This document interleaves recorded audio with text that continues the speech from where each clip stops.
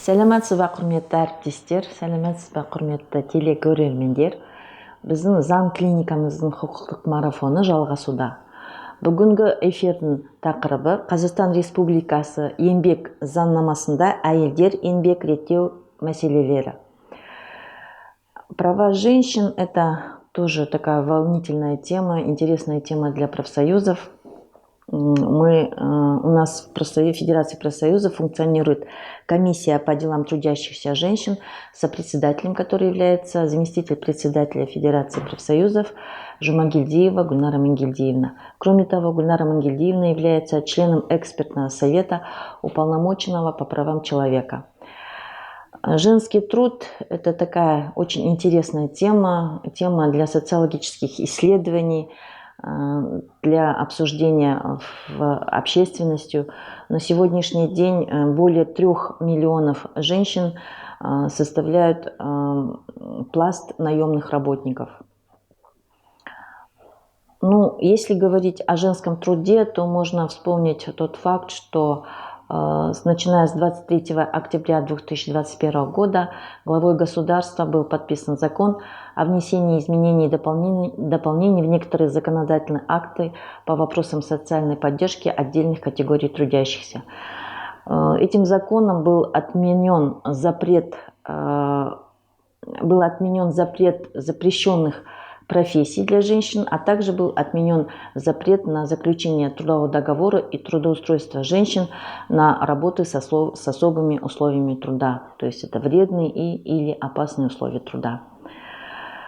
Этой теме сегодня посвящено выступление нашего специалиста юридической клиники, главного специалиста филиала юридической клиники Кызылординской области Боранбаевой Майры Кадырбек-кызы. Саламатсыздар ма достар, құрметті кәсіподақтар федерациясының YouTube арнасы қараушылары, сіздермен бірге Қызылорда облысы аумақтық кәсіподақтар бірлестігінің заң клиникасынан Боранбаева Майра Кадырбек-кызы.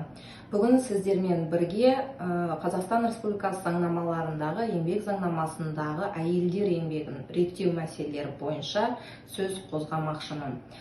Енді жалпы біздің Қызылорда облыстық аумақтық кәсіподақтар бірлестігінде орналасқан заң клиникасына түрлі мәселелер бойынша, түрлі сұрақтар бойынша жүгінулер бар. Соның ішінде 2020 жылы, 2021 жылы, биылғы жылы да түрлі еңбек даулары, ұжымдық даулар, жеке еңбек даулары бойынша жұмыстар жүргіздік. Енді бұрынғы шығарылымдарда осы YouTube арнасындағы заң клиникасының шығарылымдарында мұндай мәселелер бойынша әріптестерім сіздермен бөліскен болатын, ақпарат беріп, құқықтық өздерінің түсіндірмелерін жүргізген болатын. Сондықтан да бүгінгі шығарылымда мен сіздерге Қазақстан Республикасы еңбек заңнамасындағы әйелдер еңбегін реттелу мәселелер бойынша және ол заңнаманың қолдану тәжірибелері бойынша бөліскім келіп отыр ақпаратпен. Жалпы заң клиникасының жұмысына көбінесе енді осы әйелдер мәселелері бойынша, әсіресе мына жалпылама тілде декреттік демалыс деп айтамыз, жүктілікке және босануға байланысты демалыста болған әйел жұмыскерлердің атынан өтініштер, шағымдар келіп жатады, жүгініп жатады сұрақтарымен. Жақында болған ғана бір кейспен бөлісейін сіздермен. Жалпы әйелдер еңбегін реттеу бойынша еңбек заңнамасында бірнеше баптарда түрлі ережелер қарастырылған. Әрине әйелдердің мүддесі, олардың аналық жаңағы мәселелер бойынша жақсы қолдаулар, әлеуметтік мәселелер бар. Бұл бойынша еңбек заңнамасында тоқталатын болса, жағында келген кейс бойынша жұмыскер әйел бала туылуына байланысты демалыста отырған, жалақысы сақталмайтын 3 жасқа дейін, бала 3 жасқа келем дегенше дейін отыратын жалақы сақталмайтын демалыста. Осы демалыстан өзі ниетімен әзірге баласы 1,5 жаста жұмысқа шыққысы келген жұмыс берушісіне бұл туралы жалпылама былай ауызша жүгінген болатын, жүгінген екен, дегенмен жұмыс беруші тарапынан жұмыскерді әзірге жұмысқа қоспау ниеті болған. Әзірге бөпеңіз кішкентай деген сияқты, сондай уәждер айтылған. Енді құрметті әріптестер, еңбек заңнамасында достар бізде белгілі, жалпы осы жүктілікпен босануға байланысты еңбек заңнамасының 99-шы және 100-ші баптарында қарастырады бұл мәселелерді. Жүктілікке байланысты бала босанғаннан кейін демалыс бойынша 100-ші бапта көрсетілген. Есте болатын жағдай, 3 жасқа дейін, баласы толғанға дейін жалақысы сақталмайтын демалыста болу, бұл әйелдің құқы, міндеті емес. Осы ретте заң клиникасынан түсіндірмелер жүргізілді. Жұмыскерге алдымен, ол жұмыскер сол уақытта, сол мезетте, тамыз айының ішінде өзінің осы жұмысқа қосылу туралы ниетін білдіріп, хабарлама жазды. Жұмыс берушісіне түсіндірме жүргізілді. Еңбек кодексінің 100-ші бабына сәйкес жалақысы сақталмайтын демалыстан отырған әйел жұмыскер, жалпы жұмыскер, бұл демалыстан шығып жұмысына қосылуға ниетін 1 ай бұрын хабарлама беру арқылы білдіреді де, 1 айдан кейін сақталған жұмыс орны мен лауазымына жұмысқа кіріседі. Осындай түсіндірме жұмыскерге түсіндірілді. Содан соң жұмыс берушіге хабарласып, заң клиникасынан осы заң баптары түсіндірме жасалды.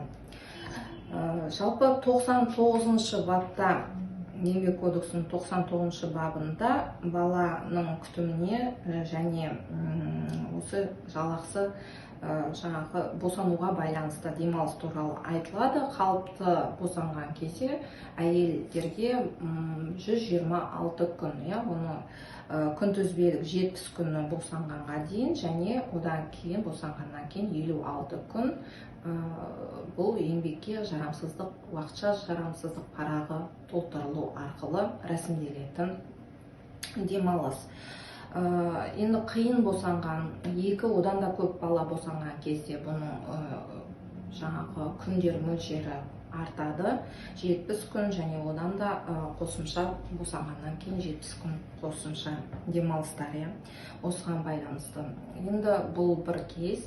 Әдетте осындай сұрақтармен көптеп жүгініп жатады әйелдер. Енді жұмыс беруші мен жұмыскерлердің арасында келісімді қағидат болғанмен, жалпы еңбек заңнамасы нақты бұл жерде әйелдің құқы ретінде оны жұмыс берушінің 1 ай бұрын хабардар ете отырып, жұмысқа өзінің лауазымы бойынша жұмысқа түсуіне мүмкіндік береді.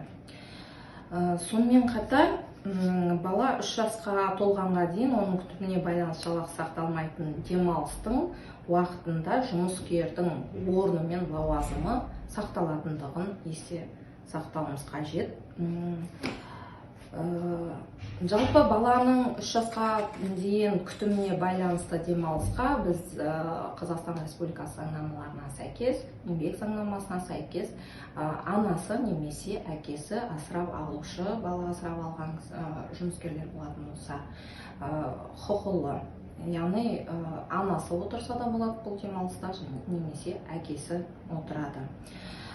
Сонымен қатар, еңбек заңнамасының 87-ші бабында жұмыскерлерге берілетін әлеуметтік демалыстар қатары көбейтілген болатын. Нақтыланып 2020 жылғы еңбек кодексіне енгізілген өзгерістерге сәйкес бізде 7 шілде 2020 жылғы заң өзгерісімен 126-да 1 бабы қосылды. Еңбек заңнамасында бұл бойынша жүктілігінің мерзімі 12 аптаға дейінгі әйелдерге арналған кепілдіктер қарастырылады.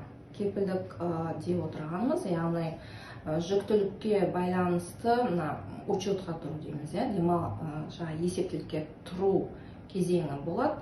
Осыған байланысты әдетте жұмыскерлер, әйелдер жұмыс берушісінен сұранып, соған байланысты жағдай айтып деген сияқты тәжірибелік жағдайда кездесіп жатады. Сондай жағдайлар, осы жағдайлардың алдын алу және де әйелдердің ана болу мәртебесіне қолайлы жағдайлар жасау мақсатында осындай өзгерістер енгізілген болатын. Яғни есептілікке тұруға байланысты әлеуметтік демалыс беріледі.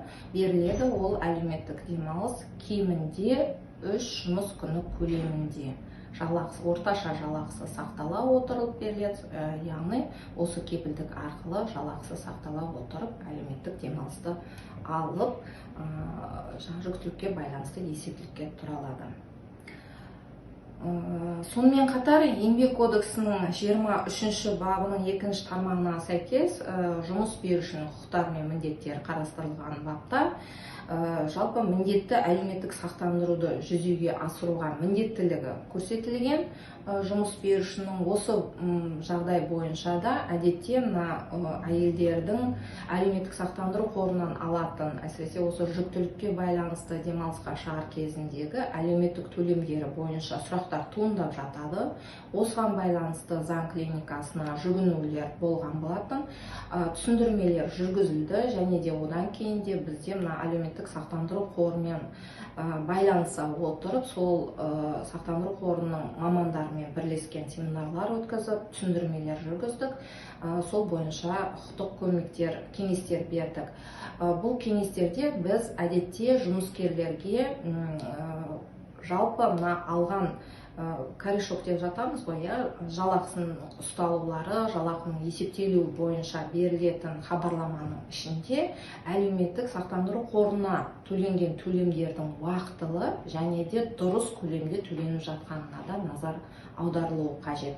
Осыған біз жұмыскерлерді шақырамыз, өйткені әлеуметтік сақтандыру қорында қатысуының көлемі, мөлшері, реттілігі, мерзімділігі бойынша түрлі мәселелер бар. Яғни ол ай сайын төлемдер жүргізіліп отыру керек, уақытылы жүргізіліп отыру керек, және сонымен қатар ол белгілі бір сомадан кем болмау керек. Яғни оның өзінің белгіленген шекті мәндері бар, сол шекті мәннен кем болмауын міндетті түрде назарға ала отыру керек. Сол кезде ғана жұмыскерлер жалпы әлеуметтік сақтандыру қорына жүгінген кезде толық көлемді қатысушы ретінде, сақтандыру қорына қатысушы ретінде төлемдердің тағайындалуына ие бола алады.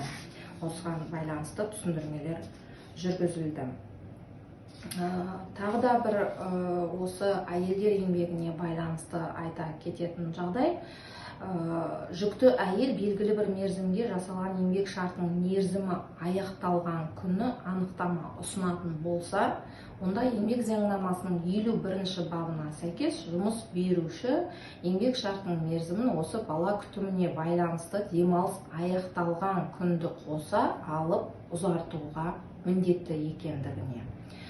Әрине бұл жерде бір ғана ерекшелік бар. Ол ерекшелік уақытша жұмыскерді ауыстырған жағдайдан басқа.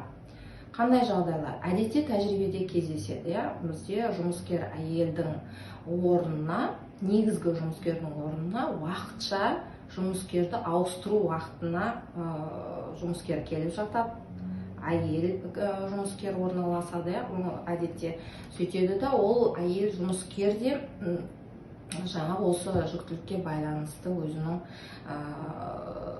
анықтамасын ұсынуы мүмкін. Әдетте кездесіп жатады тәжірибеде. Осы жағдайда біз осы реттілікті есе сақтауымыз керек. Яғни уақытша жұмыскерді ауыстыру уақыты жағдайы бұл кепілдікке кірмейді. Яғни ол кезде жұмыскермен еңбек шарты ұзартылуға міндетті емес, тоқтатылуға жатады. Сонымен қатар еңбек заңнамасына 2020 жылғы енгізілген өзгерістерге сәйкес уақытша болмаған жұмыскерді алмастыру уақытына жасалған еңбек шартының мерзімі өткен күні жұмыс орны сақталған жұмыскердің жұмысқа шығатын күні, не жұмыс орны сақталған жұмыскермен еңбек шарты тоқтатылған күн болып табылады. Әдетте тәжірибеде мынандай жағдайлар кездеседі, жаңа жоғарыда айтып өткендей, бір жұмыскер әйел жүктілікке босануға байланысты демалысқа шығып кетеді, тағы екінші әйел жұмыскер уақытша жұмысқа орналасады осы лауазым, осы жұмыс орнына. Содан кейін ол жұмыскерде де жүктілік босануға байланысты демалысқа шығу жағдайы туындайды. Сол кезде осы жағдайда қалай болады? Әдетте жалпы келесі уақытша жұмысқа келген жұмыскер негізгі жұмыскердің бөпесі қай кезде 3 жасқа толады, немесе ол қашан жаңағы өзінің өтінішін білдіріп кетті екен, қашанға дейін жазып кетті екен деген ойлар мазалап жүреді ғой әдетте. Осы ретте заң ережелері өзгертіліп, еңбек шарты тоқтатылған күн болып табылады деп тұр. Бұл жұмыс орны сақталған жұмыскермен еңбек шартын бұзуды да. Яғни тек қана негізгі жұмыскердің жаңа осы демалыстан шығуы ғана емес, егер еңбек шарты ол жұмыскермен бұзылған болатын болса, міндетті түрде, яғни уақытша жұмыскермен де еңбек шарты сол күні тоқтайды деген сөз. Жұмыскер әйелдерді, жүкті әйелдерді басқа жұмысқа уақытша ауыстыру туралы айтсақ, 44-ші бап. Әдетте тәжірибеде тағы да бұл да өте көп кездесетін жағдай. Жұмыс беруші жүкті әйелді орташа жалақысынан төмен емес ақы төлей отырып, зиянды қауіпті өндірістік факторлардың әсерін болғызбайтын жұмысқа ауыстыруға міндетті. Бұл бапқа да өзгерістер енгізілген болатын. Уақытылық әдіспен жұмыс жасайтын жұмыскер әйелдерді 5 күндік немесе 6 күндік жұмыс аптасы белгіленген жұмысқа ауыстыруға міндетті. Енді жалпы әдетте тәжірибеде әйелдер осы міндетті емес деп қабылдап, жұмыста қала берейін, осы қауіпті, зиянды факторлар бола тұра, өзімнің жұмыс орным ғой, басқа жұмыс болмай жатыр ғой деген ой пікірлермен жұмыста жүреді. Бұл өте қате пікір. Бұл жерде еңбек заңнамасы қалай реттейді осы жағдайларды? Жұмыс беруші міндетті жұмысты ұсынуға, ал егер ол жұмысты ұсына алмайтындай, жұмыс орнын, лауазымын ұсына алмайтындай болатын болса, ол жағдайда 12 аптадан жоғары жүктілігі бойынша анықтама ұсынған жұмыскер әйел демалысады, және де ол кезде орташа жалақысы сақталады. Ал егер ұсынған жұмыстан бас тартып жатырса жүкті әйел, онда жүктілікмен босануға байланысты демалысқа дейін демалады, бірақ ол жағдайда орташа жалақысы сақталмайды. Осындай екі түрлі жағдай. Жалпы, құрметті әріптестер, 2020 жылы еңбек кодексінде үлкен өзгерістер мен толықтырулар енгізілген болатын. Соның ішінде тағы бір өзгеріс 20-21 жылдары. 21 жылғы 12 қазандағы заңмен енгізілген өзгерістерге сәйкес еңбек кодексінің 16 бабынан әйелдердің еңбегін пайдалануға шектеу қойылған шектеулерге байланысты өзгерістер орын алды. Бұған дейін тізім бар болатын тұғын, сол тізімге байланысты әйелдер еңбегін пайдалануға қойылатын шектеулер болатын. Осы шектеулер мүлдем алынып тасталды. Тізбе, яғни бұл әйелдердің жұмысқа орналасу бойынша еңбек нарығында өзіне қажетті, өзінің біліктілігіне сәйкес жұмысты ала алу мүмкіндігіне берілген, соған байланысты жасалған заң өзгерістері деп қабылдаймыз. Еңбек кодексінің 26 бабындағы еңбек шартын жасасуға, жұмысқа орналасуға салынатын тыйымдар мен шектеулерде осы шектеулер алынып тасталып отыр. Дегенмен бір есте болатын жағдай, бұл жерде әйелдердің және 18 жасқа толмаған жұмыскерлердің жүктерді көтеру және оны жылжыту нормалары бар тұғын. Дегенмен тізбе алынып тасталғанмен осы нормалар сақталып қалды. Назар аударатын жағдай. Және де жүкті әйелдерді медициналық көрсетілімдер бойынша тыйым салынған болмаса, тыйым салынбаған болатын болса, онда іс-сапарға жіберуге жол беріледі. Дегенмен жұмыскер іс-сапардан бас тартуға да құқылы. Яғни жұмыс беруші ұсынып жатырса, онда жүктілікке байланысты өзі жағы іс-сапарға шығудан бас тартуына құқылы. Сонымен қатар 1,5 жасқа дейін баласы бар әйелдерге ауысым ішілік және арнайы үзілістер беріледі. Ол уақыт жұмыс уақытына қосылады, жалақысы сақталады. Жүктілігі туралы анықтаманы жұмыс берушіге берген жүкті әйелдері де жыл сайынғы төленетін еңбек демалысынан кері шақыртып алуға жол берілмейді. Осындайда ерекшеліктер бар заң нормаларының. Сонымен қатар осы балалары 1,5 жасқа толғанға дейін әйелдерге қосымша демалыстар беріледі. Ол әр жұмыстың 3 сағатынан кейін жарты сағаттық, егер баласы 2 одан көп болатын болса 1 сағатқа дейін демалыс беру туралы заң нормалары қарастырылған. Құрметті әріптестер, енді жалпыда келіп жатырған сұрақтар заң клиникасында түрлі мәселелер бойынша біз барынша құқықтық кеңес беріп, көмек жасауға тырысамыз. Соның ішінде әйелдер комиссиясын, жұмыскер әйелдер комиссиясын, кәсіподақтар федерациясы жанындағы әйелдер комиссиясының жұмысын да атап өткім келеді. Осындай түсіндірмелер жүргізіп, әйелдер еңбегін реттеудегі ерекшеліктер және де әйелдер еңбегінің кепілдіктері, ана болуға байланысты мәселелер туралы біз түрлі түсіндірмелер жүргіземіз. Бүгінгі сіздермен бөліскен ақпараттарымызда сіздерге қажетті және пайдалы болады деген үміттемін. Рахмет, тыңдағандарыңызға сау болыңыздар.